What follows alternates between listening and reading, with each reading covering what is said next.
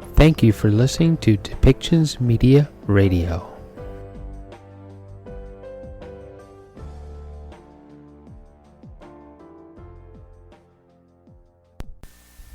Welcome to Policy and Rights, the show about government policy and human rights.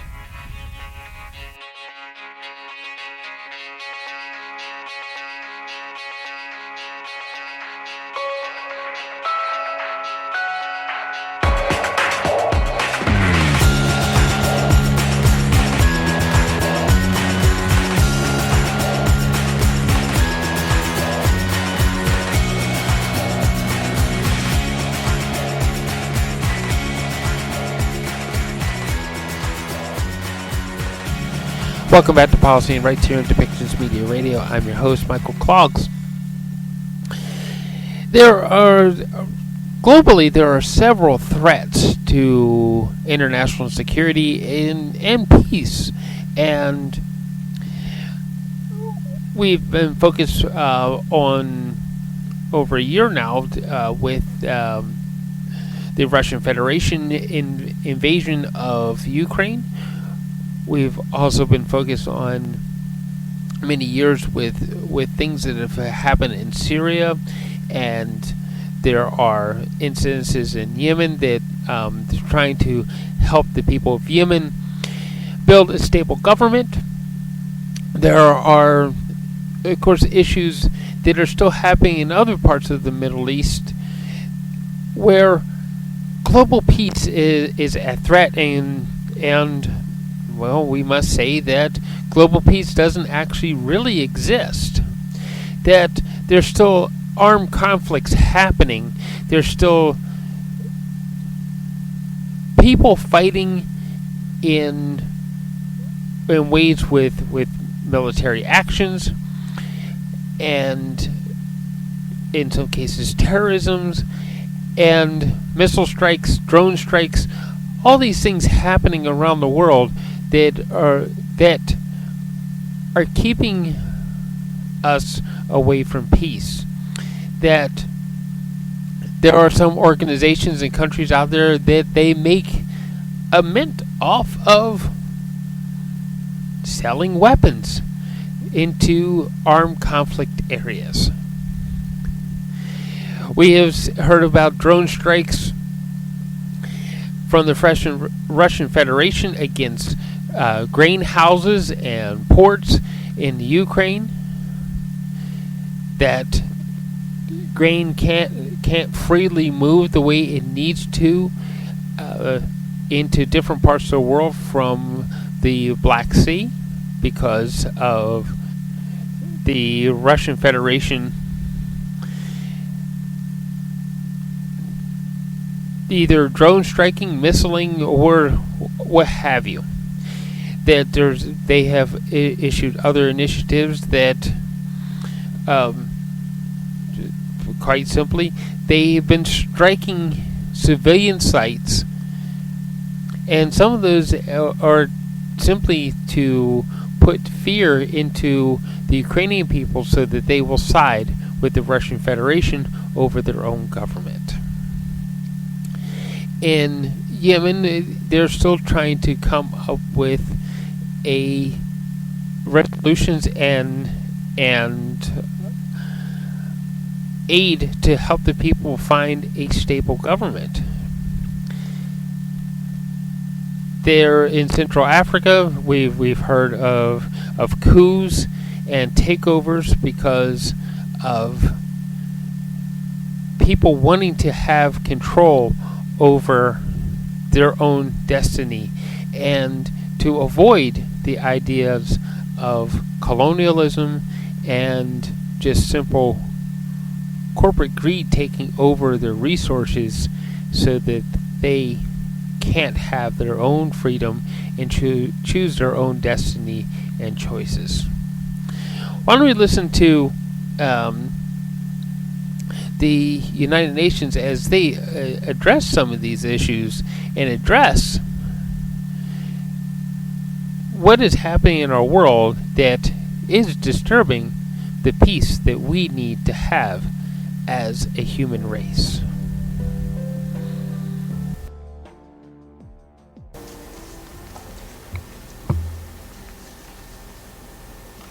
The 9,415 meeting of the Security Council is called to order. At the outset of this meeting, I should like, on behalf of the members of the Security Council, to express our profound sadness over the devastating earthquake that hit Morocco last Friday and the deadly flooding that has affected Libya over the past days. These events have led to the loss of thousands of lives. Our thoughts are with all those affected by these heartbreaking disasters. The Security Council expresses its heartfelt sympathy and condolences to the families of the victims, to the people and the governments of Libya and Morocco. I now invite the members of the Council to rise and observe a minute of silence in tribute to the memory of the victims of these tragic events.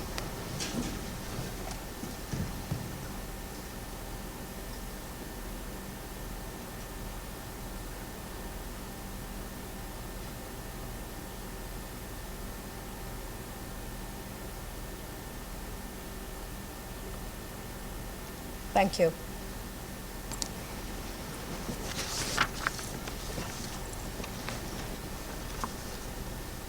The provisional agenda for this meeting is threats to international peace and security. The agenda is adopted. In accordance with Rule 37 of the Council's Provisional Rules of Procedure, I invite the representative of Ukraine to participate in this meeting. It is so decided.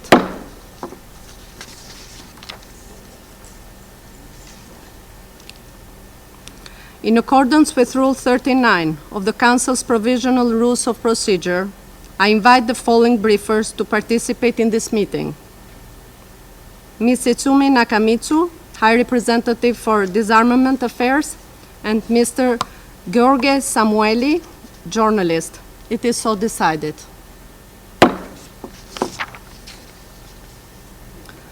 The Security Council will now begin its consideration of item 2 of the agenda. I now give the floor to Ms. Itsumi Nakamitsu. Thank you very much, Madam President.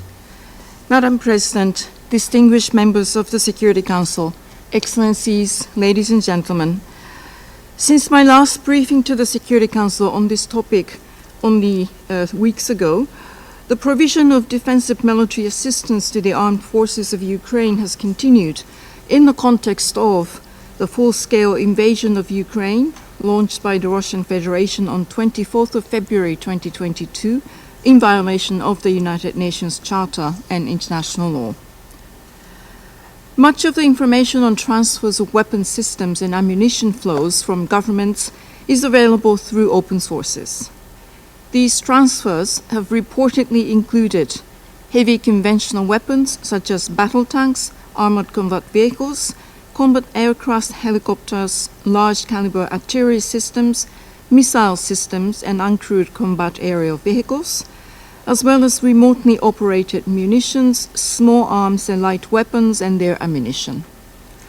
Over the last months, reported transfers of arms and ammunition to the Ukrainian Defense Forces have expanded. There have also been reports of states transferring or planning to transfer weapons, such as uncrewed aerial vehicles and ammunition to the Russian armed forces, including for possible use in Ukraine. Needless to say, any transfer of weapons must take place within the applicable international legal and policy frameworks, including relevant Security Council resolutions. Any potential or suspected violations of relevant Security Council resolutions imposing sanctions or restrictive measures, if verified, are very concerning. Reports related to the transfer and use of cluster munitions throughout the war are also very concerning. The Secretary General has repeatedly called for an immediate end to the use of cluster munitions. In line with his long-standing position, These weapons must be consigned to history. Most recently, in his policy brief on New Agenda for Peace, the Secretary General has encouraged member states to commit to reducing the human cost of weapons, including by achieving universal participation in treaties banning inhumane and indiscriminate weapons, such as the Convention on Cluster Munitions. We also take note of reports related to the transfer of depleted uranium tank ammunition to the Ukrainian forces. The supply of weapons and ammunition into any armed conflict situations raises significant concerns about the potential escalation of violence and presents significant risks of diversion and proliferation even after the conflict has ended. Measures to address the risk of diversion of weapons and ammunition to unauthorized end users and for unauthorized uses are essential for preventing further instability and insecurity in Ukraine, the region, and beyond. Such measures include enforcement of marking practices, comprehensive pre-transfer diversion risk assessments, end-user certificates, including non-transfer clauses, effective legal and enforcement measures, and post-shipment verifications. To prevent the diversion of weapons, supply chains transparency and cooperation and information exchange between importing, transit, and exporting states is required, as well as concrete measures such as marking and tracing, effective accounting, and comprehensive record-keeping practices, physical safeguarding of arms and ammunition, customs and border control measures, and diversion monitoring and analysis. As I mentioned many times before, transparency in arms transfers is a crucial confidence-building measure, which can serve to reduce tensions and ambiguities between member states. The UN Register of Conventional Arms, UNROCA, remains a key instrument in this regard. In its 30 years of operation, 178 member states have submitted a report to UNROCA at least once. I call upon member states to participate in this mechanism. UNROCA captures around 90% of our global arms flows and can help in tracking the influx of weapons in conflict zones. Moreover, the Arms Trade Treaty, the Firearms Protocol, the Program of Action on Small Arms and Light Weapons, and its International Tracing Instrument are some of the arms control instruments established by states to prevent the diversion of conventional arms and regulate international arms trade. I welcome the conclusion of work of the Open-Ended Working Group, or EWG, on conventional ammunition and applaud the successful adoption of its final report containing the new global framework for through-life conventional ammunition management. The framework is a much-needed instrument to more effectively counter the diversion of conventional ammunition of all types, which continue to fuel instability, insecurity, and conflict across the world. I reiterate my call to all states to join relevant treaties and agreements and to fully implement their legal obligations under conventional arms control instruments to which they are party, as well as their political commitments to minimize the risk of diversion of arms and ammunition. Madam President, beyond addressing arms transfers, all parties to armed conflict have a duty to protect civilians in armed conflict and to ensure compliance with applicable international law, including international humanitarian law.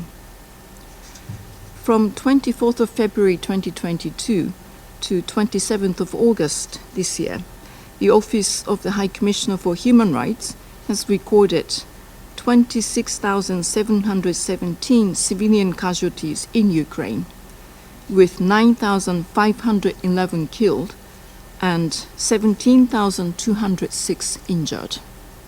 The actual figures are likely to be considered considerably higher. The vast majority of civilian casualties are a result of the use of explosive weapons with wide area effects, including by shelling from artillery, tanks and multiple launch rocket systems, cruise and ballistic missiles, and by airstrikes.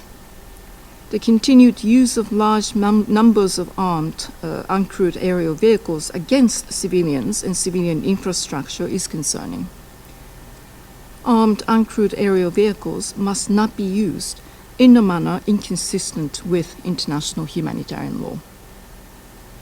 The Secretary General has unequivocally urged all sides to avoid the use of explosive weapons in populated areas, as such use is highly likely to result in indiscriminate harm, including in Ukraine.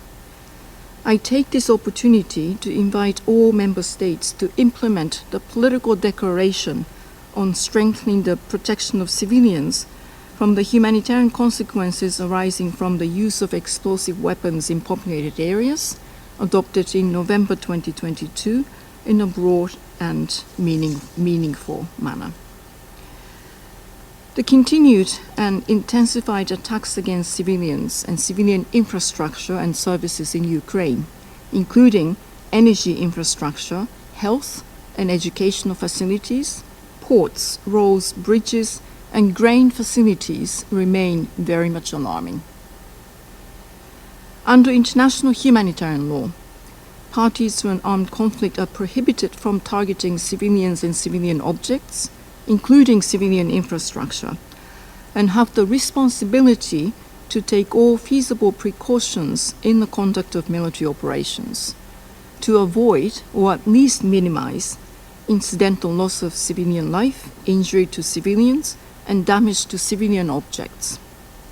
The United Nations strongly condemns attacks against civilians and civilian infrastructure and urges for their immediate cessation.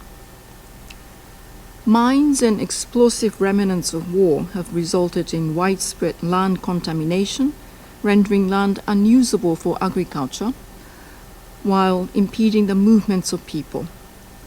I reiterate my call to all the relevant parties to abide by their obligations under the Convention on Certain Conventional Weapons, and not to transfer or use any mines prohibited by its amended Protocol 2.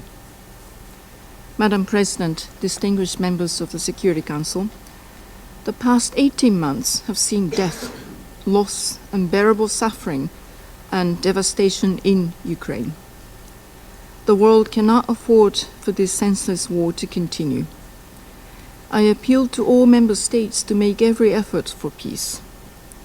As the Secretary General has repeatedly emphasized, the United Nations is committed to support all meaningful efforts to bring a just and sustainable peace to Ukraine, guided by the United Nations Charter, international law, and relevant General Assembly resolutions.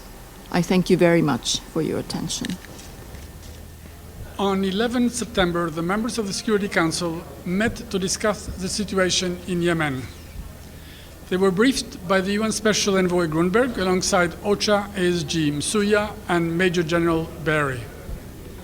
The members of the Security Council expressed their support to the UN-led peace process based on the agreed references and reiterated the urgency for a Yemeni-Yemeni dialogue and a national-wide ceasefire. The members of the Security Council also reiterated the importance of making rapid and tangible progress in the current discussions. The members of the Security Council stressed the need to maintain the prevailing calm and ensure unhindered humanitarian access. The members of the Security Council welcomed the efforts by Saudi Arabia and Oman delegations and their ongoing support to the mediation efforts of the United Nations. Thank you. Mr. Grundberg have any updates on the mediation process? Because it seems to have really just stalled out the last few months. Well, he's working very hard, and he asked for the support of the Council to his efforts in this regard, and this is exactly what the Council did, as I explained now. Thank you.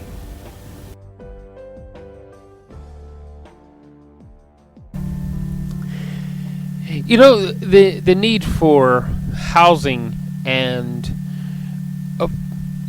just the idea of having a safe and affordable place to live.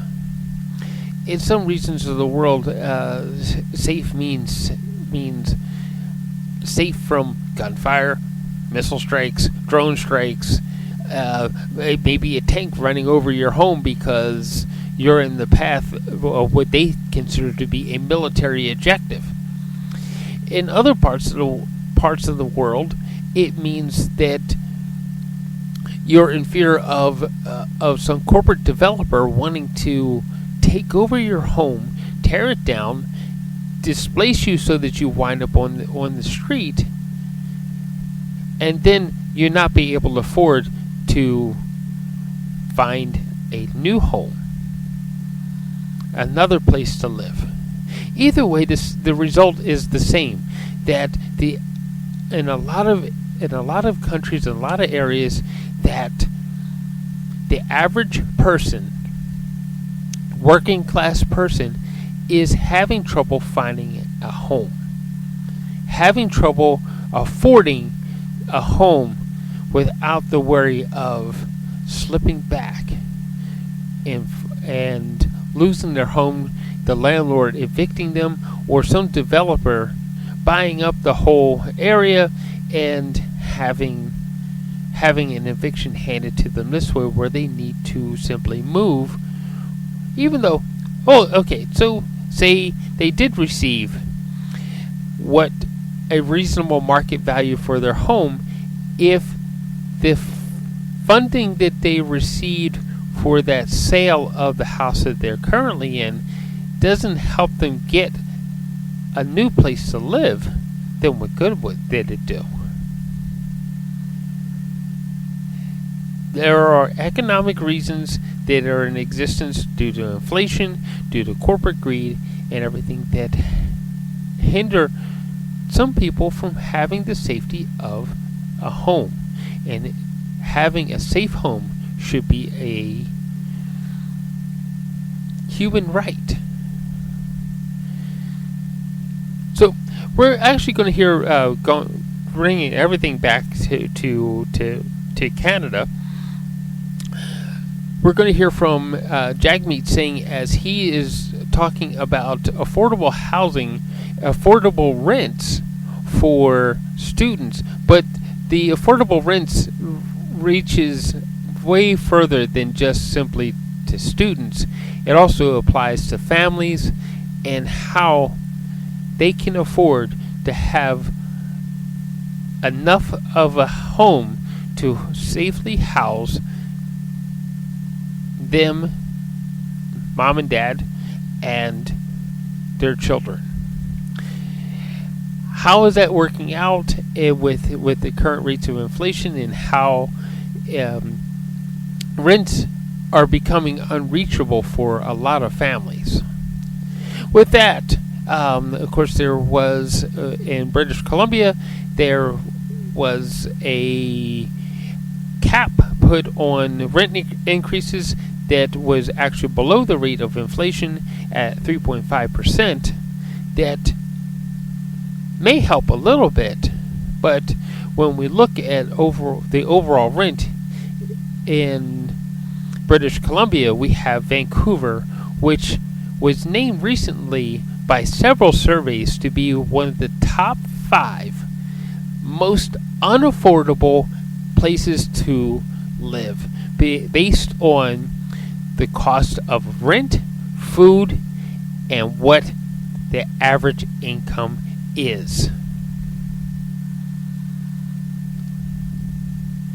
So a cap of 3.5% for a rent increase, how helpful is it when the rent for a one-bedroom home or a one-bedroom apartment is still almost $2,000 a month?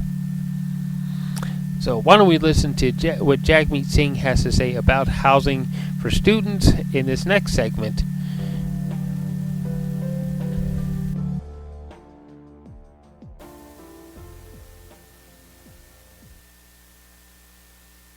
questions sur Zoom, je vous demande d'utiliser la fonction lever la main.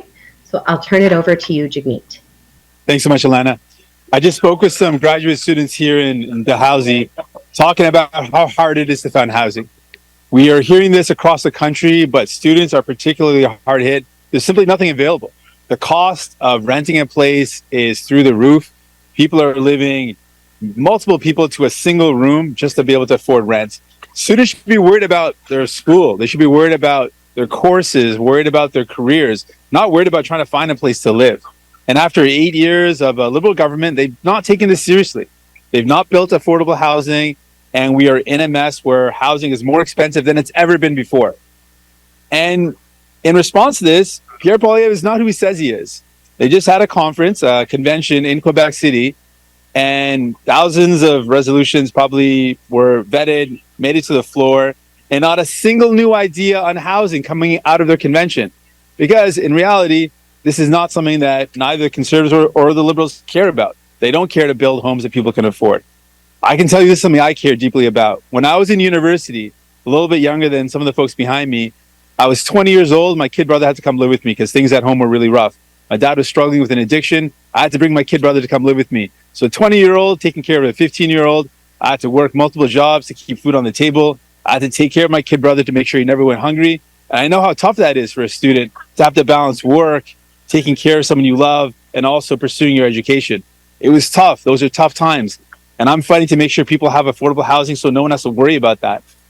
And that's why we're committed to making sure the federal government uses the land that we have at the federal level, the power, the resources, the money to build homes that people can actually afford. We need to build student housing. We want to partner with provinces and educational institutions to build specifically student housing. There's a lot of commercial property that is now vacant. We need to partner with business using the federal powers that we have to build housing, to convert those units into dormitories. Students should be able to have affordable housing. This should not be something you have to worry about or stress about. We want to build homes that people can truly afford, and that's what I'm committed to doing.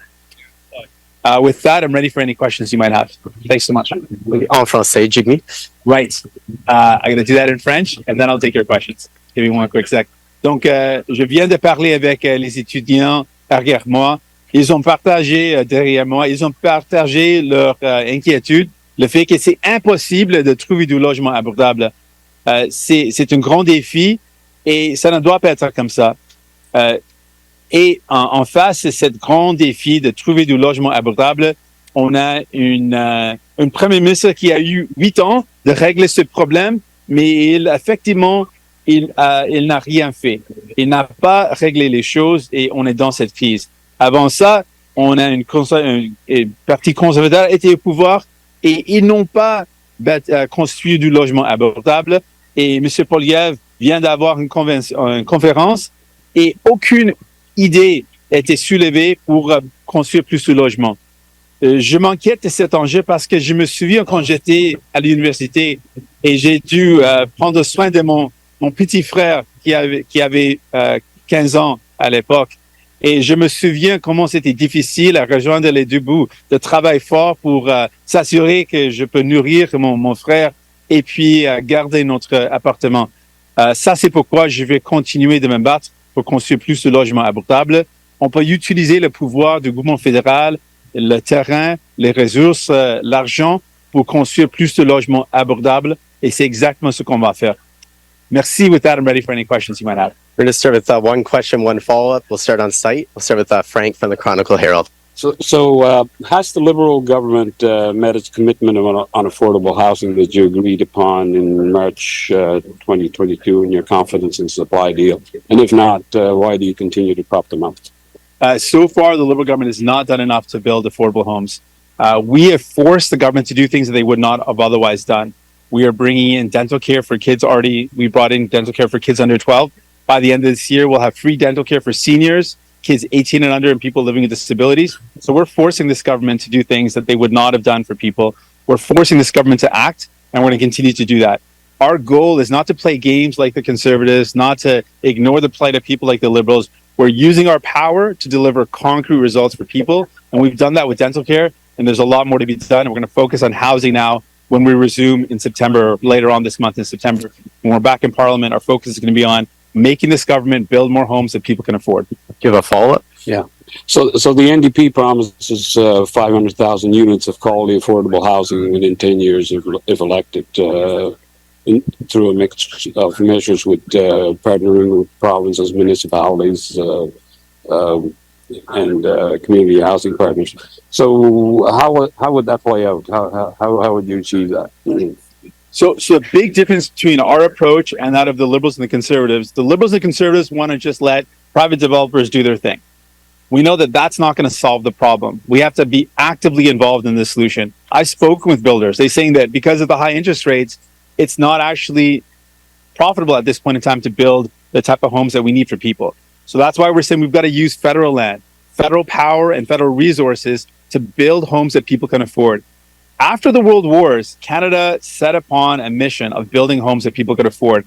Hundreds and thousands of homes were built after the World War for veterans that were returning from the war. That's the type of effort that we need to do now. Mobilize the power that we have and build hundreds of thousands of homes that people can truly afford so that young people don't have to worry about the cost of housing. When they graduate, they can find a place to call home. We can do that, but it's going to take actively using the power that we have at the federal level to build those affordable homes. And that's what we're proposing. We're also saying we need to look at a wide variety of options, getting the GST off of affordable builds to incentivize building homes that are affordable, looking at not-for-profit and cooperative housing, using all the tools we have to address student housing as well. We've got to look at this as a broad problem because everyone is struggling with housing, and we've got to look at all the solutions. We're going to go to Vanessa from Global next. Hi. Can you give us some insight into your meeting today? What were some of the things that the students talked about? We heard a lot of really tough stories. Students that were living in tents while they couldn't find housing because the vacancy rate is so low in Halifax right now. We heard about students really worried about finding a place and then not knowing if they could actually keep it because they've heard from people that their landlords end up rent evicting them, they end up losing their place. Multiple people living in one room that's designed for one person, 4 people to a room. We've heard stories of 12 to 14 people living in one apartment that's not designed for that many people to live in. Many people are saying that we, even graduate students who have some income coming in, that with the cost of living, what it's at, cost of food, cost of groceries, and the rent going up, they just don't know how they're going to be able to make it all work. A lot of worry, a lot of fear, and a lot of anxiety. And that's something that students shouldn't have to be faced with. There's already enough anxiety worried about courses and exams to have to add on finding a home on top of that. We also heard from people that have to commute. The only affordable places to live are maybe an hour, 2-hour commutes away. So people are spending all this time commuting to get to school. None of this is good for our students. None of this is good for the future of our country. If young people are more worried about finding a home and commuting rather than focusing on pursuing their dreams, that's a problem. And that's a problem I want to fix. Do you have a follow-up? I do. Some people have suggested putting a cap on international students. Is that something that you would consider? I want to be really clear on this point, the topic of international students. International students are not to be blamed for the housing crisis we're in. What we know for sure is, over the past number of years, past decades, both the Liberal and Conservative governments have just not built affordable homes. And we are in this crisis today because of subsequent governments not making this a priority. Under the Conservatives, when they were in power for 10 years, they allowed 800,000 affordable homes to be sold to rich developers to be turned into highly profitable rental units that no one can afford. And under the Liberals, we lost another 200,000 affordable homes and the housing prices have gone up. This is not by chance, this is by design. They've chosen to make our housing market really great for investors, a great place to make a lot of money, but not a great place to find a home. That is a choice, and I want to change that. We can absolutely change the way our market's structured so it actually benefits people finding a home. That's never going to be fixed if we think that the same market that got us in this problem is going to get us out of this problem. We've got to change our approach and make housing about people finding a home, not about rich developers getting even richer. They don't need more help, but people do, and that's what I'm focused on. We're going to go to Martin from Coast Media next. Mr. Singh, you mentioned commercial units being a possibility to free up vacant room. Are you looking at other jurisdictions, other municipalities as a precedent for something like this?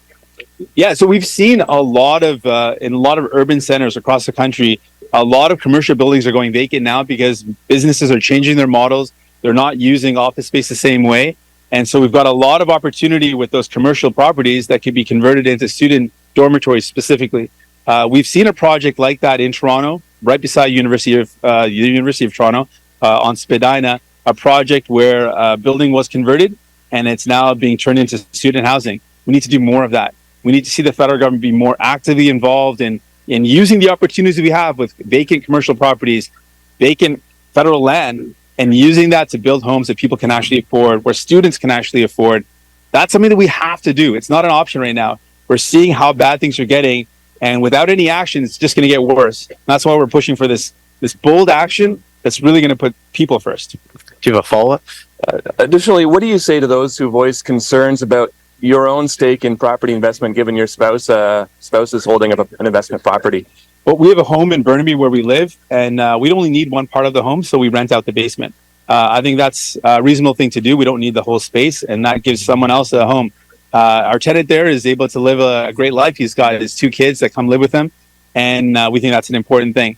But I absolutely agree that for too long, the housing market has been set up and been designed to make rich investors richer. That's something I want to take on. You're not going to hear Poilievre ever mention that. You're not going to hear Trudeau ever mention that. I'm saying it directly. There's a problem if our housing market continues to make rich investors richer and people keep on falling behind. That is unsustainable. That is not something that's going to work for our future. That's not working right now.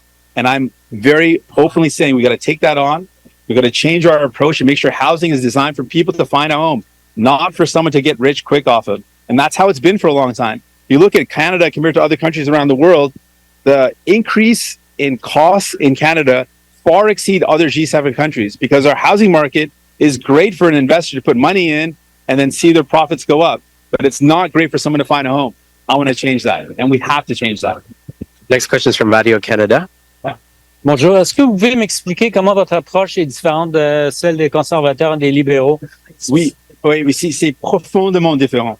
L'approche des libéraux et des conservateurs, c'est de faire exactement la même chose qu'on a fait depuis une décennie, ou plus d'une décennie, une approche qui n'a pas fonctionné. Quand les conservateurs étaient au pouvoir, on a perdu 800 000 logements abordables. Depuis le temps que M. Trudeau était au pouvoir, on a perdu plus de 200 000 logements abordables. Cette approche ne fonctionne pas. Ce qu'on dit, on doit utiliser le pouvoir du gouvernement fédéral, le trait du gouvernement fédéral et les ressources, l'argent, pour construire plus de logements abordables. On doit changer un marché qui fonctionne bien pour les riches investisseurs, mais qui ne fonctionne pas pour les familles, pour les étudiants. On doit changer notre approche pour s'assurer que notre marché immobilier fonctionne pour construire du logement abordable, pour avoir du logement abordable. On doit aussi investir davantage dans le logement à but non lucratif, des coopératives. On a des solutions et on a besoin des néo-démocrates pour forcer ce gouvernement d'agir. J'aimerais bien savoir ce que vous pensez du commentaire du ministre du Logement qui a dit récemment que une des solutions à la crise du logement, ça serait de mettre un plafond sur le nombre d'étudiants internationaux. Je rejette cette solution parce que ça montre un manque de leadership et un manque de responsabilité. On est dans cette crise du logement à cause des actions ou des inactions du gouvernement libéral et avant ça du gouvernement conservateur. Ils ont laissé le marché immobilier fonctionner bien pour les riches investisseurs, mais ça ne fonctionne pas pour monsieur, madame, tout le monde, pour les familles, pour les étudiants. On doit changer cette approche. On doit investir davantage avec l'argent et le pouvoir fédéral pour construire du logement abordable. On doit sauver les logements abordables qu'on a avec un fonds d'acquisition qui va garder les logements abordables qu'on a. Donc, on a beaucoup des options, beaucoup des solutions, mais on a besoin des volontés. Et nous, les néo-démocrates, ont la volonté de prioriser le logement pour les gens. Okay, we're going to go to questions on Zoom next. Sure. Okay, we'll move to questions on Zoom. We're going to take one question and one follow. Please use the raise hand function. On va prendre une question et une question suivie. Alors, utilisez la fonction de lever la main. Our first question comes from Julie-Anne Lapointe avec Radio-Canada. Oui, bonjour, M. Singh. Bonjour. J'aimerais vous entendre sur le fait que les conservateurs, on le sait, sont en avance dans les sondages. Ça pourrait vouloir dire que Justin Trudeau pourrait vouloir réagir face à tout ça. Est-ce que vous craignez que ça puisse se transformer en politique plus austère?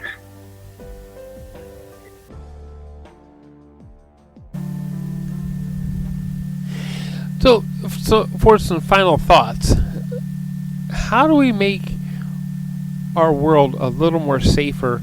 How do we have an effect on our individual governments?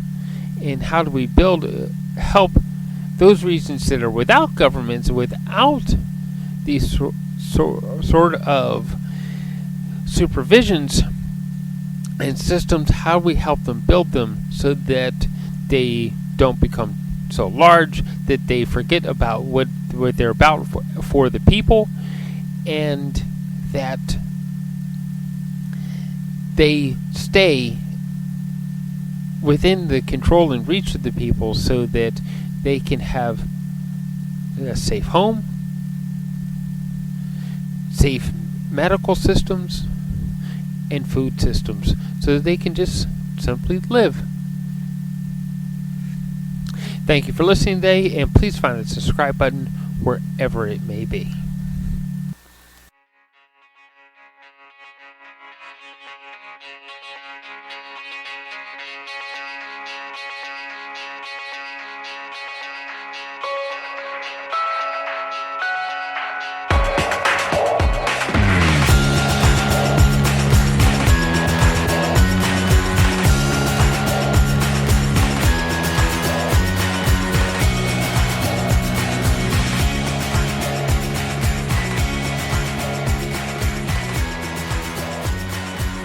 This show has been produced by Depictions Media.